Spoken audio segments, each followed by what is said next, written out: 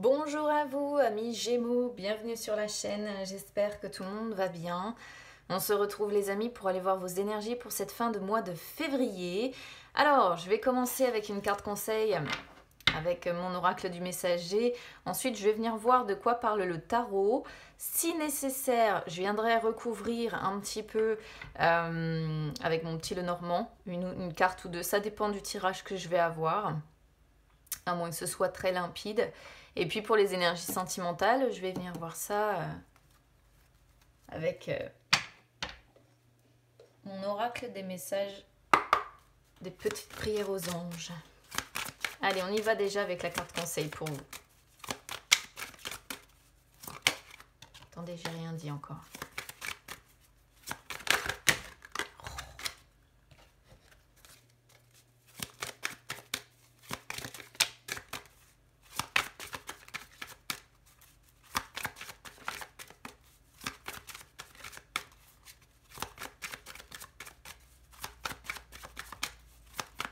Et vous voyez, une fois que j'ai dit quelque chose, ça prend le temps de venir.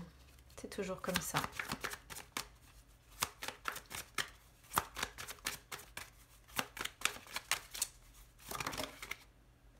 Alors, tac. Je ne sais pas trop si vous voyez bien les cartes. Non, pas vraiment ici. Alors, je vais vous la mettre là pour le moment. Oui, là vous m'avez l'air de bien la voir. On a ici la carte Soyez vigilant.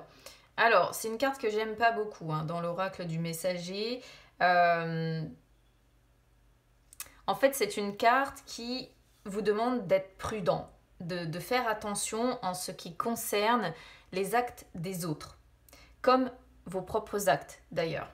On vous dit que peut-être que quelqu'un vous a trahi, peut-être que quelqu'un vous a laissé tomber. Et là, on peut être sur des Gémeaux qui sont en train de faire l'expérience, en fait, de sentiments de colère, de sentiments de douleur, de déception, de ressenti. Et justement, vous ressentez peut-être toutes sortes d'émotions qui sont naturelles, mais vous avez le choix quant à la façon de réagir, en fait. Parce que on vous dit que ne pas vouloir souffrir ou bien, comment je pourrais vous dire ça, renier en fait, renier votre souffrance, renier vos sentiments, votre colère, votre déception, votre douleur, vos ressentis, ça peut devenir une source d'infection pour votre corps. Voilà, donc là on vous demande de prendre conscience de ça. J'ai un cheveu qui me gêne. Hop. On vous demande de prendre conscience de ça. Et de tirer profit en fait de ce qui s'est passé pour justement essayer de laisser partir la colère, essayer de laisser partir tout ce qui vous fait souffrir et toute la déception qui peut s'accompagner suite à ce que vous avez traversé. Ne laissez pas en fait ces expériences vous inspirer des actes de représailles. Alors, ça c'est une carte qui sort quand soit vous êtes un danger pour vous-même au travers des émotions que vous ressentez et que vous reniez, soit quand vous risquez d'être ou de vous retrouver dans une situation dangereuse, avec une personne qui peut se montrer dangereuse envers vous, ou malveillante, ou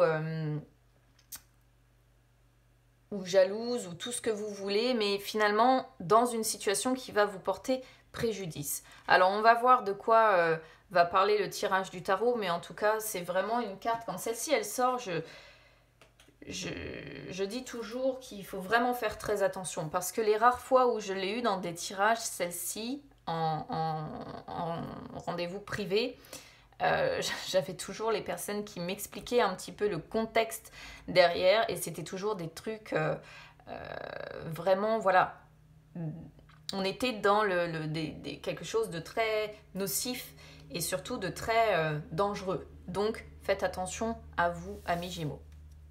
Allez, on y va déjà avec le tarot. Alors, ici dans l'état d'esprit, on a le 9 de bâton. Alors, on sent que vous êtes fortement fatigué quand même, hein, pour certains. Alors évidemment, on est sur des énergies générales, ça ne pourra pas parler à tout le monde, mais il y a quand même une forte fatigue quelque part. Pour autant, on voit que vous gardez confiance. Vous voyez, le personnage ici, il est toujours debout, il ne se laisse pas abattre.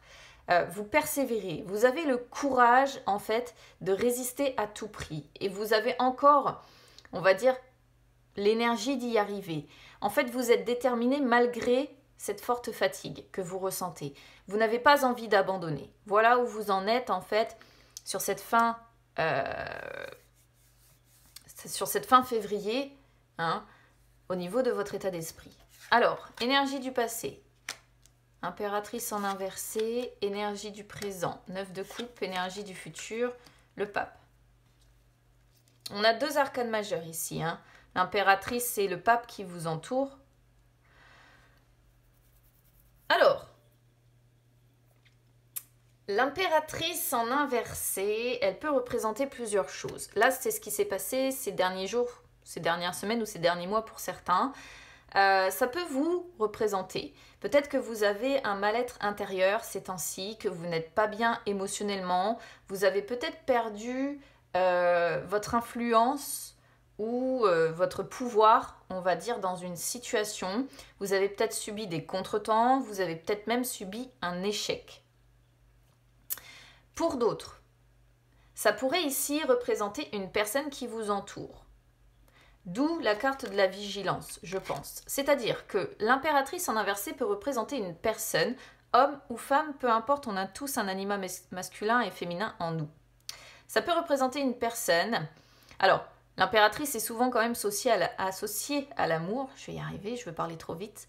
Là, ça pourrait représenter le domaine sentimental aussi, où l'amour manque de profondeur. Ça peut représenter une personne qui vous blesse, qui vous repousse, qui se montre supérieure par rapport à vous dans ses propos. Ça peut montrer une personne qui vous étouffe dans la relation. Ça peut montrer une personne jalouse. Ça peut aussi vous définir dans le sens où, voilà, peut-être que l'amour que vous ressentez, soit pour la personne, soit l'amour que vous ressentez, que l'autre vous donne, manque peut-être pour vous de profondeur. On est ici sur l'idée de besoins affectifs qui ne sont pas comblés et peut-être qu'on est amer ou peut-être qu'on est indécis par rapport en fait au futur de cette relation.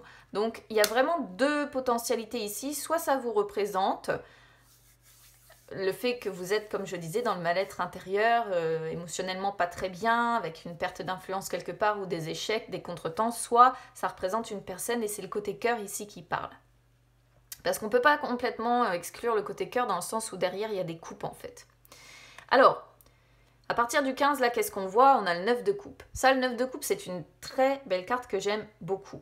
On voit qu'à partir du 15, il y a quand même de la satisfaction. Il y a un regain de confiance, il y a un regain de positivité, la fin des soucis, peut-être pour certains, hein, si vous avez eu des contretemps, des échecs, peut-être que là, vous serez, voilà, il y aura peut-être la fin des soucis de manière toujours temporaire, évidemment, puisque là, on parle que d'une quinzaine de jours. Ou alors ça représente tout simplement le fait que la situation va se stabiliser et que finalement vous allez profiter du moment présent. Mais le 9 de coupe, c'est toujours la carte que j'associe au fait d'avoir le corps, le cœur et l'esprit qui se sentent bien. Vous voyez, donc c'est plutôt pas mal ici. Sur les énergies du futur, on a le pape. Alors le pape, il est toujours un petit peu... Moi, il me perturbe un petit peu dans le sens, en fait, où... Soit ça montre que vous allez fonctionner en automatique, et puis finalement vous allez vous conformer, vous allez suivre les règles, les schémas sociétaux, votre vie va être très conventionnelle, vous allez faire ce qu'on attend de vous finalement. Soit ça peut représenter un soulagement après une période difficile. Ce qui pourrait du coup correspondre à ce 9 de coupe, hein. On pourrait voir un soulagement après une période difficile. Alors, si c'est le cas, si c'est un soulagement après une période difficile, on voit quand même que vous allez certainement recevoir l'aide de quelqu'un. Ça peut être l'aide ou l'appui d'une d'une autorité en fait supérieure. Ça peut être un médecin, ça peut être quelqu'un qui va agir comme un guide, ça peut être un supérieur, quelqu'un qui connaît, vous voyez, son métier, ça peut être un spécialiste, ça peut être, voilà, le pape représente toujours les personnes qui nous guident, les personnes qui connaissent leur métier, vous voyez, qui agissent avec nous comme de véritables guides et qui nous aident en fait justement à faire ce qu'il faut pour sortir d'une période difficile. Il y a quand même l'idée qu'on va peut-être vous guider ou vous aider ou vous appuyer quelque part. Et il y a toujours avec le pape quand même l'idée d'une protection divine, hein, si jamais, peu importe vos croyances, mais que vous croyez en l'univers, que vous croyez en Dieu, que vous croyez, peu importe. Là, il y a toujours l'idée quand même d'une protection divine au-dessus de votre tête. Donc soit ce sont des énergies qui vous entourent, soit ce sont vos anges, soit ce sont... Voilà, vous prenez vraiment comment ça résonne avec vous et en fonction de vos croyances, évidemment, les amis. Alors, sur votre défi ici, votre challenge ou vos blocages ou autres, ou vos peurs, moi je le vois plutôt comme un défi ici. Parce qu'on a le 3 de denier. Le 3 de denier, en fait, c'est déjà un encouragement à persévérer. Hein. On vous invite à ne pas abandonner, justement, à rester aussi dans ces énergies de 9 de bâton et à continuer en fait de persévérer. Il y a l'idée de devoir par contre élargir votre réseau, élargir vos connaissances parce que je pense qu'à un moment donné ou un autre, en élargissant vos connaissances, vous allez justement peut-être tomber sur cette personne qui va potentiellement vous aider à régler votre problème. Parce qu'il est question avec le 3 de denier de devoir unir votre savoir, votre expérience, à d'autres personnes. Donc vous voyez, on est quand même sur des énergies où on parle de guide, où on parle d'unir son savoir, ses expériences ou ce que l'on connaît déjà de soi à d'autres personnes. Là, c'est encore l'idée d'avoir besoin d'aide en fait pour développer des résultats concrets, pour améliorer une situation ou même en fait on va dire atteindre un objectif que vous vous êtes fixé. Donc vraiment ici, votre défi, c'est ce qu'on vous dit, il va falloir vous unir à d'autres personnes parce que on pourrait presque y voir l'adage en fait ici, l'union fait la force, vous voyez. Alors, sur vos forces, on a le cavalier d'épée en inversé. Alors déjà, vous voyez, le cavalier d'épée en inversé, c'est vraiment la personne qui a envie de faire cavalier seul. Voilà. Qui a envie, qui a besoin de liberté, qui a besoin d'indépendance. Hein. C'est la personne qui préfère faire cavalier seul, quitte à se tromper, quitte à commettre des erreurs. On voit que vous avez certainement beaucoup d'idées, mais toutes n'aboutissent pas forcément. Alors, c'est peut-être là où vous êtes en conflit, en fait, amis Gémeaux. De toute façon, vous êtes Gémeaux. Hein. C'est-à-dire que d'un côté, on voit que vous avez besoin d'aide, mais de l'autre, vous préférez avancer seul. Moi, je ne suis pas sûre, si vous voulez, je ne vous juge pas hein, sur le fait que vous préfériez faire cavalier seul, mais je ne suis pas sûre que là, ça vous rende service en fait. Il y a vraiment, vraiment un message qui vous est envoyé quant au fait que vous allez devoir vous faire aider, peu importe que ce soit côté cœur, que ce soit, parce qu'ici, on pourrait vraiment adapter le tirage à plusieurs situations, que ce soit côté cœur, que ce soit côté personnel, ou professionnel, ici vous avez besoin d'être aidé ou guidé par une personne. Moi je pense il faut vraiment creuser cette piste-là en fait. Donc bon, ça fait quand même partie de vos forces. Hein. Là on est sur vos forces, le fait d'avoir cet esprit indépendant, cet esprit de liberté. Peut-être qu'à un moment donné, le fait d'être capable de faire cavalier seul va aussi quelque part vous rendre service, vous voyez. Alors, on a la reine d'épée en inversé sur l'issue de ces 15 jours là.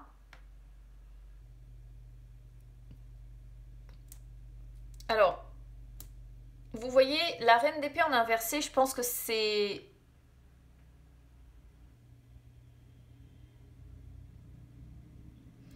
Je pense que c'est par moments le sang-froid que vous risquez de perdre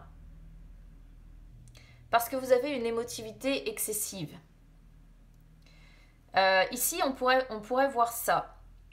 C'est-à-dire que dans des moments peut-être où vous avez tendance à perdre votre sang-froid, ce sont les émotions peut-être qui prennent le dessus, mais c'est du coup une émotivité excessive qui peuvent vous amener à pleurer, qui peuvent vous amener, vous voyez, qui peuvent vous amener, comme nous dit, soyez vigilants en fait, dans des émotions de colère, dans des émotions de déception, dans des émotions de tristesse, dans...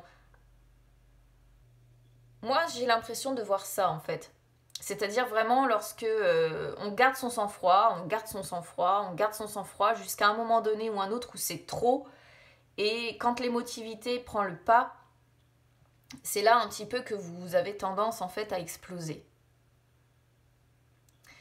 Alors après, ce qui me dérange, c'est qu'on a quand même plus ou moins les deux mêmes types d'énergie sur cette femme-là. Alors, je sais pas ce que c'est que cette histoire. Alors, je dis femme, mais ça peut être homme, hein, un homme qui porte ses énergies féminines aussi. Ça peut représenter une personne intolérante envers vous, une personne méchante, une personne frustrée, une personne jalouse, une personne qui a... Comme je disais tout à l'heure, en fait, c'est assez bizarre parce que l'impératrice... on sort deux fois la jalousie, on sort la personne qui vous blesse en vous repoussant, en se montrant supérieure, et la reine d'épée, c'est ça aussi, c'est la personne qui vous blesse volontairement, qui est hautaine, qui est hypocrite, qui vous juge.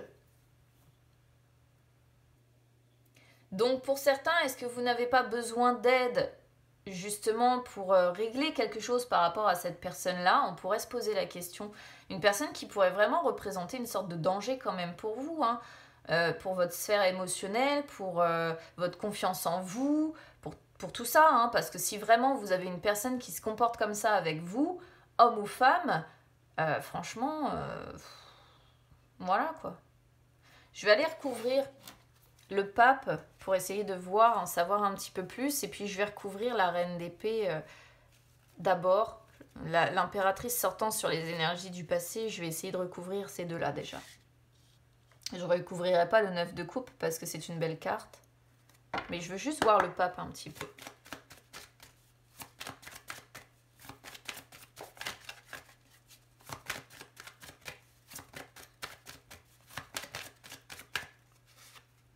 Ah ah.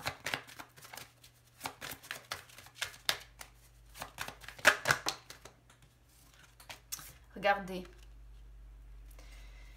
Vous avez vraiment besoin de l'aide d'une personne de confiance. Ce que nous dit le chien. Hein.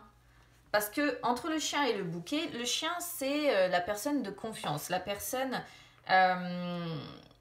qui nous soutient de la même manière en fait que le pape représente le guide. Le chien c'est la personne qui nous soutient de manière indéfectible. Hein.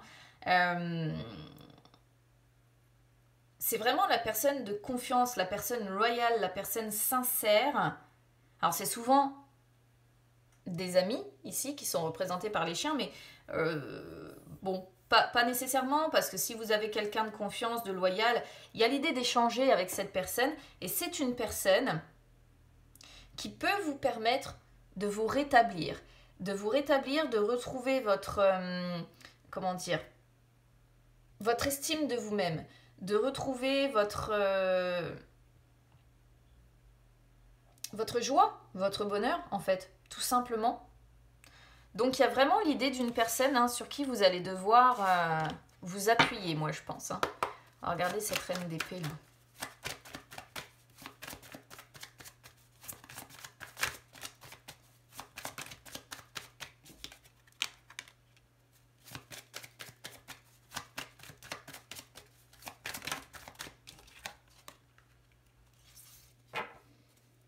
Bon, ça m'en dit pas plus sur la personne. Donc peut-être que cette reine d'épée, finalement, c'est bien vous, avec l'émotivité excessive que j'expliquais tout à l'heure. Alors, on a l'horloge et on a la boussole. Donc là, on vous dit, il va falloir faire preuve encore un petit peu de patience. Moi, je vais le prendre dans ce sens-là. Il va falloir faire preuve encore un petit peu de patience. Il va falloir attendre et travailler dur, hein, pour en fait trouver la direction à prendre. en fait, vous allez devoir prendre le temps de méditer sur la direction que vous souhaitez donner à votre vie.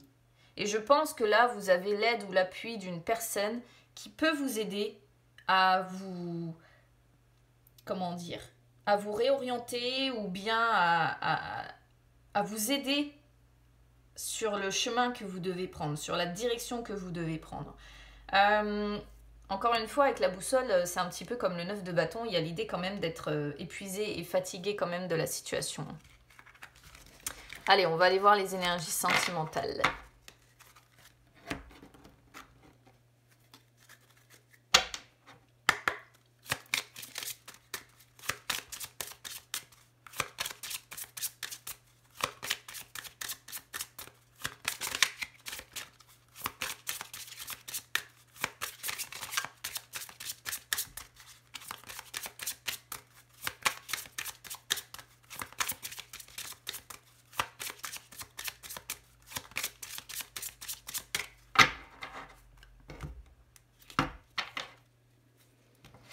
Alors, affection future.